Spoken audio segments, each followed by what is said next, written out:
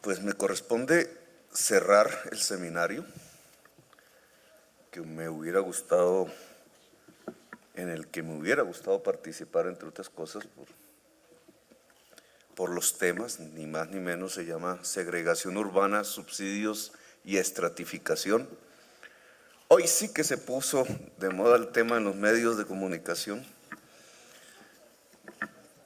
Lo hicimos exprofeso además, porque queríamos cerrar el seminario así. En una tensión que es propia, entre otras cosas, de quienes participamos en la política en el siglo XX, lo que llamábamos antaño concepto filosófico, la praxis, y olvidado en el siglo XXI bastante. La praxis era un concepto hegeliano, creo, que trataba de articular teoría y práctica. No se podía pensar en una práctica política sin una teoría. Esa era básicamente su concepción, y de allí se pasó a la idea que la teoría era científica, es decir, que podía haber una especie de política científica. La tensión, obviamente, entre teoría y práctica,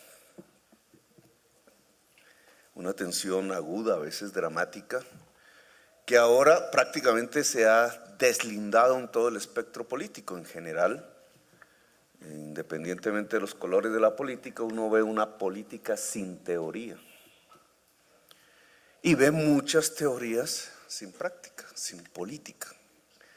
En la administración Bogotá Humana quisimos volver al sentido de la praxis, y en cierta forma juntamos teoría, académicos, con activistas,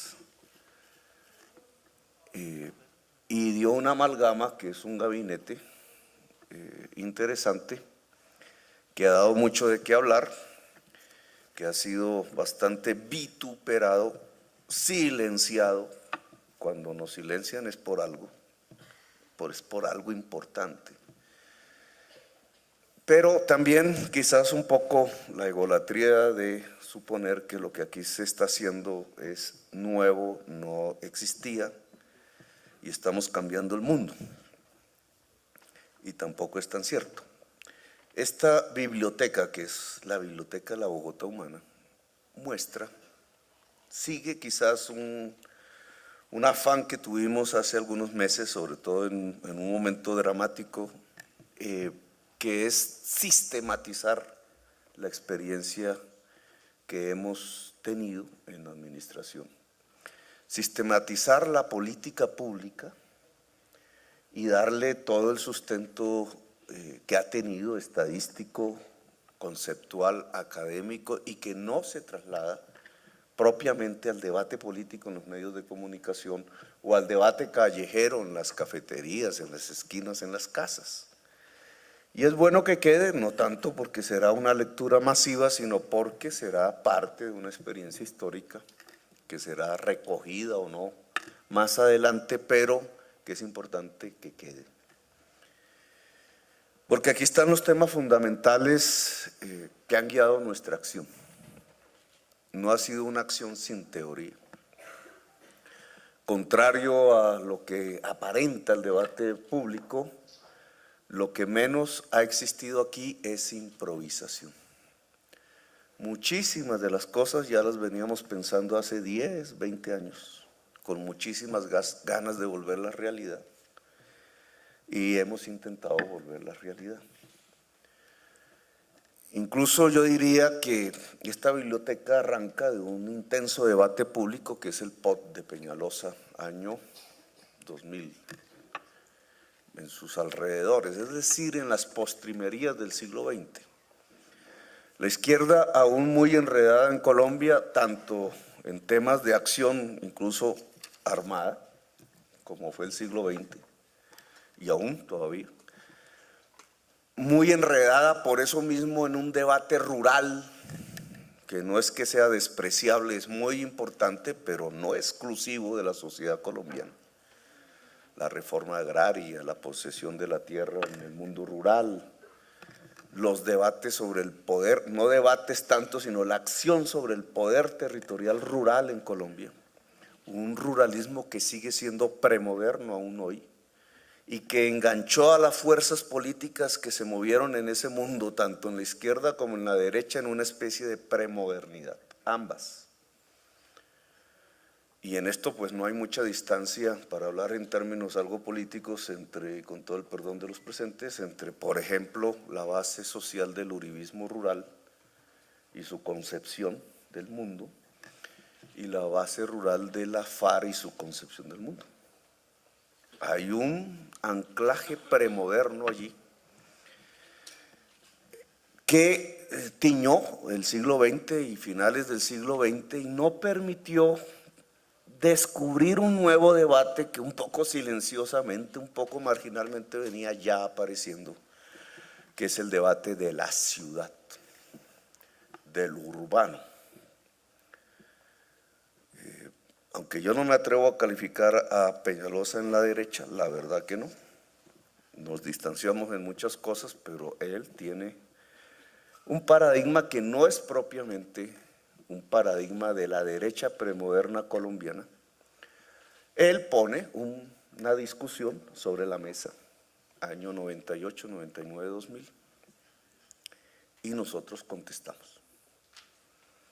Y ese nosotros no era ningún partido de izquierda, sino un grupo de activistas políticos y académicos. Aquí presente, María Mercedes, Gerardo, el que habla, unos cuantos más, es decir, lo que sería después el gobierno de Bogotá Humana. Entonces, aquí en esta biblioteca está planteado un debate que ya lleva en la ciudad de Bogotá 15 años, y en donde los, no vamos a llamar contrincantes, pero las concepciones diferentes han tenido el gobierno de la ciudad, Peñalosa y nosotros. Es decir, que no es un debate solamente en los libros, no solamente en las universidades, no solamente en el discurso político, sino en la práctica, es decir, una praxis. Y queda entregado a la ciudadanía, que es finalmente la que decide. La ciudad se expande. ¿Cómo es el tema de la libertad y la igualdad en lo urbano en el siglo XXI? ¿Cómo se reconstruye la democracia, que no es una palabra sino una vivencia, en la gran ciudad del mundo en el siglo XXI? Esa es esa biblioteca. Y tiene conceptos y maneras de entender diferentes. El debate electoral del año entrante será el debate de la ciudad, como ha venido siendo cada vez más poderoso en la ciudad de Bogotá. La ciudad es el centro de la democracia y la diversidad. La ciudad es la cuna de las nuevas ciudadanías. ¿En qué consisten esas nuevas ciudadanías? Las puede interpretar la derecha premoderna de latifundistas, la puede interpretar la izquierda premoderna de guerrilleros campesinos en la provincia. No ha tenido interpretación. Las nuevas fuerzas que se crearon alrededor del debate político de la ciudad de Bogotá son interpretaciones de nuevas realidades en el siglo XXI de la sociedad. ¿Cómo entenderlas? ¿Cómo, por ejemplo, entender el que todavía yo sea alcalde? Porque se puede entender por qué me iban a tumbar, la premodernidad, pero no se puede entender y cómo resistimos, por lo menos hasta ahora. Pues ese cómo resistimos es las nuevas ciudadanías, una nueva realidad que invisible a los ojos de muchos estaba allí y salió. Esa realidad política en esta biblioteca se sistematiza, se concreta. El tema de la equidad, de la libertad y de la democracia en la ciudad del siglo XXI, en la gran ciudad latinoamericana, en el caso de Bogotá.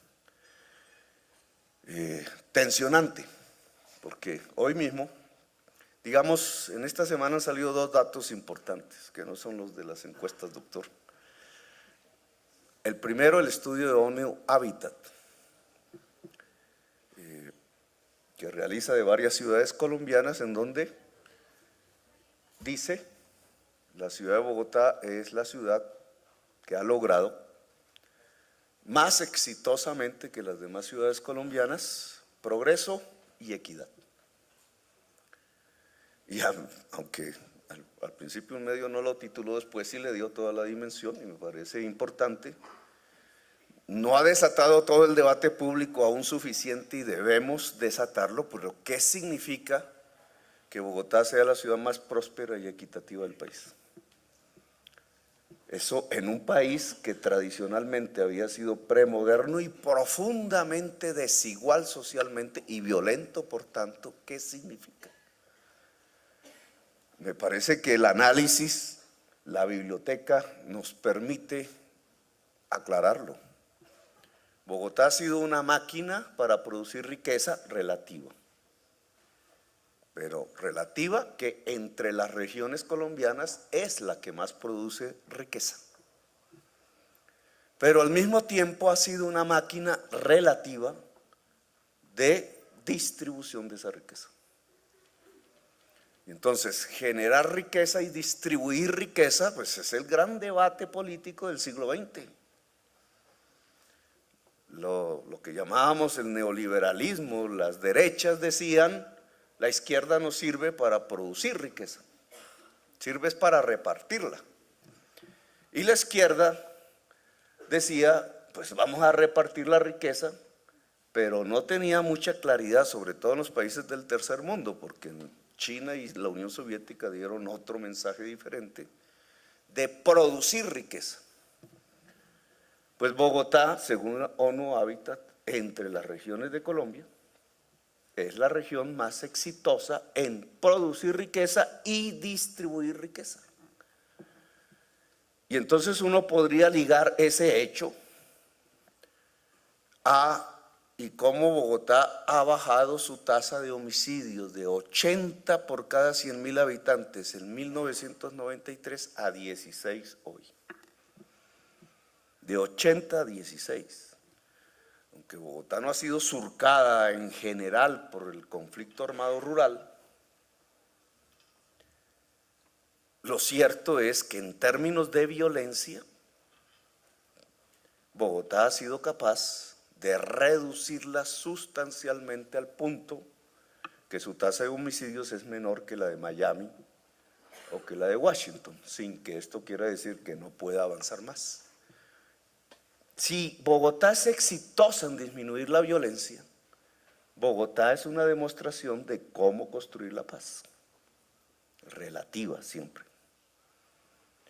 Pero si al mismo tiempo ligamos el hecho de que ha sido exitosa para reducir la violencia con que es la primera región en producir riqueza y distribuirla, pues liguemos los tres conceptos y entonces aquí en la ciudad hay un verdadero laboratorio, aún en proceso de construcción de la paz.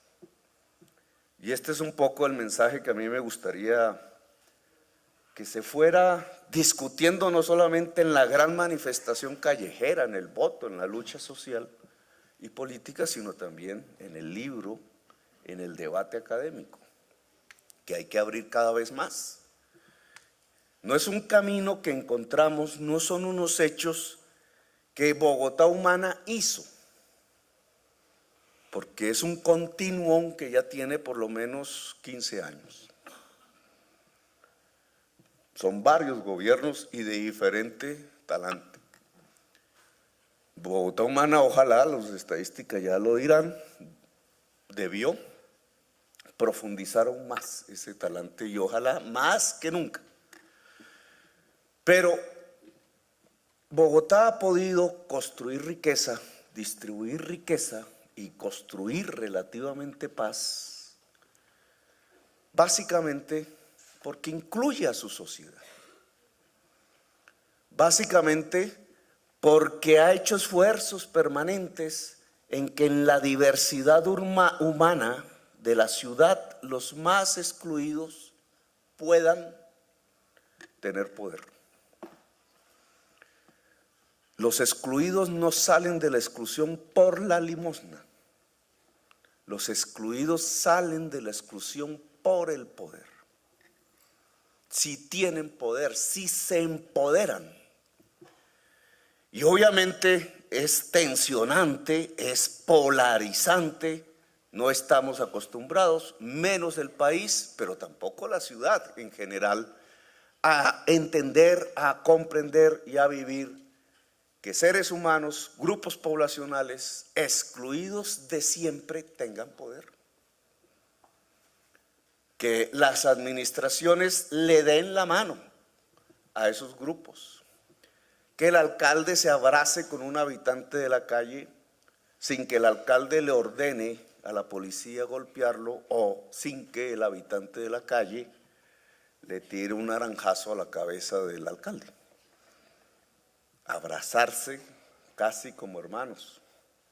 O el alcalde y la trabajadora sexual de 50 años en la calle. O el alcalde y el ser más humilde en el barrio marginal en límites con Altos de Cazuca. ¿Cómo superar la segregación social? He ahí uno de los temas fundamentales de Bogotá Humana. Hay una visión territorial de la segregación y por tanto una visión territorial de la superación de la segregación. El ordenamiento territorial no solamente traza una línea para defendernos de los cambios del clima y del riesgo sobre la vida, sino también sobre las relaciones de poder. El hecho de tener a un pobre en el borde del canal Cundinamarca o hacer el canal Cundinamarca para que un pobre esté al borde del río Bogotá en Bosa,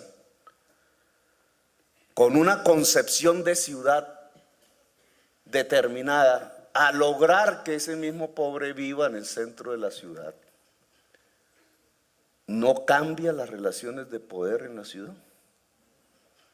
No implica un cambio de relaciones de poder en la ciudad. Si hacemos la ALO con 8 autopistas, carriles exclusivos pagados por peaje, pensando que así se soluciona la movilidad, y no hacemos las sedes universitarias, por ejemplo, en ese mismo terreno, ¿la ciudad realmente progresa o la ciudad se atrasa? ¿Cuáles relaciones de poder están en hacer una ALO para el carro particular en el occidente de la ciudad extremo o hacer sedes universitarias? Pues son debates del poder y de la política. Y por eso nuestra realidad como administración, porque lo hemos dicho explícitamente, Bogotá Humana está al lado del más humilde, busca la superación de la segregación social, trata de adaptar la ciudad al cambio climático, ha tenido éxitos. En el crecimiento económico, es que la ciudad crece en su rama de servicios y en sus ramas manufactureras, porque no es minera la ciudad, a diferencia del modelo nacional, porque aumentamos el mercado interno. Y el mercado interno aumentó en la ciudad de Bogotá, es decir, la demanda, es decir, el poder de consumo, porque pusimos el subsidio al agua, el consumo mínimo vital, porque entregamos el subsidio al transporte y entonces una persona de Ciudad Bolívar paga 1.000 pesos en el bus rojo de Transmilenio, porque hicimos un sistema de transferencias a sectores vulnerados que les permitieron crecer su capacidad de pago y sumado todos, incrementar el mercado interno de la ciudad. Como lo habíamos previsto, sucedió. Se aumenta el mercado interno en la ciudad por la vía del enriquecimiento del pobre, las ramas productivas de la ciudad crecen. Crece la banca, crecen los servicios, crecen los restaurantes, crece la producción de blue jeans, de camisas, aumenta el consumo de leche y carne, como efectivamente sucedió, inmediatamente bajamos el consumo mínimo vital, Y eso produce una generación de riqueza, pero que paralelamente a una maquinaria estatal de distribución de esa riqueza, nos va produciendo riqueza y equidad. Y Naciones Unidas lo constató así. ¿Para qué? Para no matarnos entre nosotros. El resultado final es que desciende la tasa de homicidios. Y esto puede ser muy esquemático, pero en el fondo las estadísticas lo dicen. Ahora hemos dado otros debates un poquito más allá.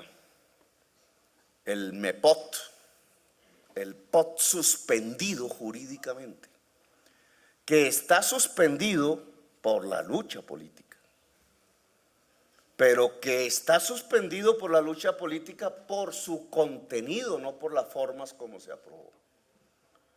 La MEPOT buscaba una forma de ciudad diferente que podría ser discutida académicamente a profundidad. ¿Crecemos como un plato o crecemos como un pocillo? ¿Las tierras de menos riesgos están en los bordes o están en el centro? Y si bien un cambio climático no es mejor, o ya está, no es mejor vivir hacia el centro que en los bordes.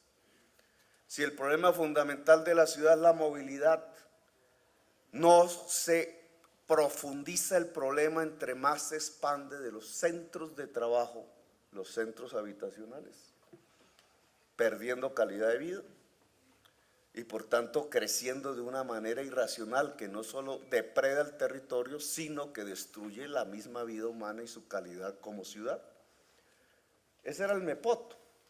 Pero el MEPOT no fue suspendido simplemente porque cambiáramos el modelo del plato hacia el modelo del pocillo, sino porque también cambiaba relaciones de poder. Es que si vivimos más hacia el centro, nos mezclamos.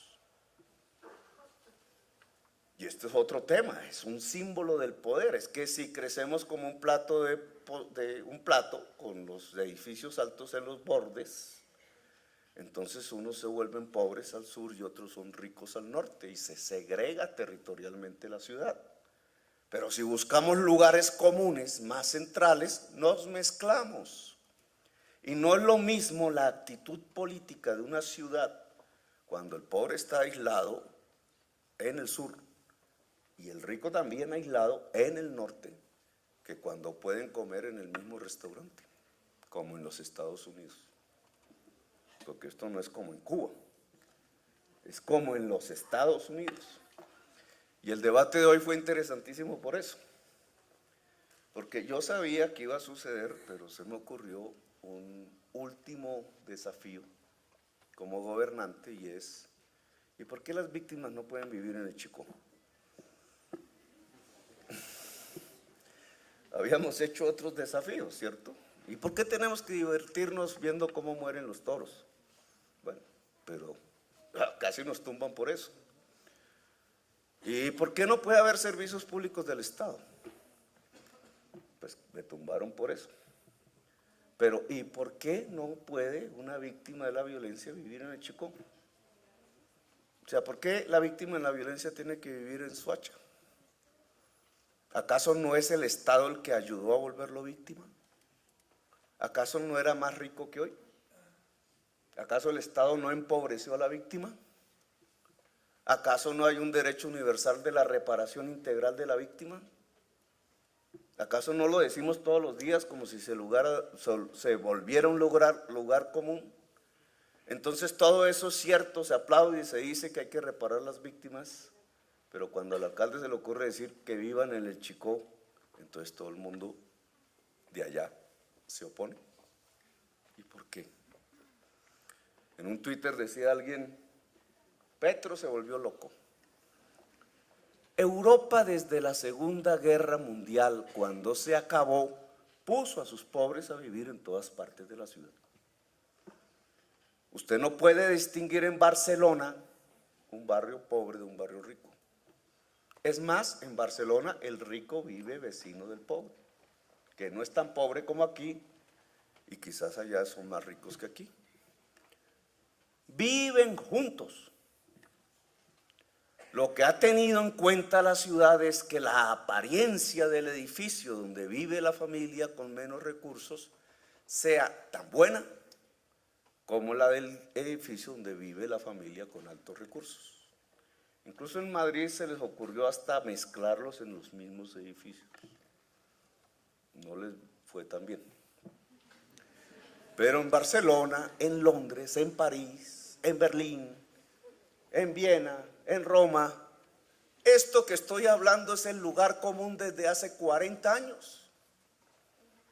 Esto que a mí me dicen, uy, Petro se la fumó verde, es el lugar común de una práctica social antisegregacionista en un continente que vio morir 50 millones de sus conciudadanos precisamente por la segregación racial, el nazismo.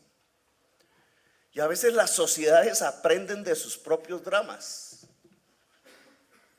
Esa política que en Europa llevó al gueto y a la cámara de gas, pensando que unos hombres eran superiores a otros por su origen racial, y los llevó al desastre, y no solamente a Europa, sino al mundo. Esa misma experiencia logró consolidar después unas sociedades en donde la segregación era el peor error que podía cometer una sociedad. Y por eso sus dinámicas conceptuales, urbanísticas, políticas, consistieron en cómo superar la segregación. ¿Cuál es la tasa de homicidios de Europa? Muy inferior, obviamente, a la colombiana, pero muy inferior a la norteamericana. Mientras los norteamericanos no han podido descubrir todavía una sociedad incluyente y tienen un alto porcentaje de la población afro en las cárceles, la sociedad europea después de la Segunda Guerra Mundial pudo construir una sociedad que pudiera superar la segregación social y es mucho más pacífica que las sociedades que habitamos en el continente americano. Y entonces nosotros no podemos descubrir ahí una experiencia que nos sirva para nuestra propia violencia. Entonces no sería pensable y deseable que precisamente la víctima de una violencia que tuvo como cómplice al Estado mismo pueda enriquecerse. Decía un periodista, pero es que pobrecitos las víctimas. Si van a salir a comprar el pan es muy caro porque allá en la 80 el pan es muy caro. Digo, ¿no? ¿Y acaso es que ellos no pondrían la panadería? Y si el pan es más caro allá, al poner la panadería, ¿no se enriquecería? ¿Y acaso no se trata, para superar la pobreza, la segregación y la violencia, es de que se enriquezca la gente? ¿O se trata de que se empobrezca? ¿Cuál es el camino de la paz? Alguien diría, pero es que usted quiere enriquecer a los pobres empobreciendo a los ricos. No, la ciudad de Bogotá es una demostración de enriquecimiento, no digamos generalizado, porque todavía no podemos dar ese parte de victoria, pero es un enriquecimiento que ha cubierto buena parte de la sociedad bogotana. Por eso el índice Gini, que debe estar en ese libro, baja de 0,58 a 0,49 y todavía es muy alto, que es el índice marcador de la desigualdad social. Pero si sigue bajando, que significa que más incluimos y sigue creciendo económicamente la ciudad verá cada vez bajar más sus índices de inseguridad y de tasa de homicidios. Y esta es la experiencia que en el gobierno de Bogotá Humana, a través de esta biblioteca, se quiere entregar al conjunto de Colombia, al debate obviamente político, académico y social.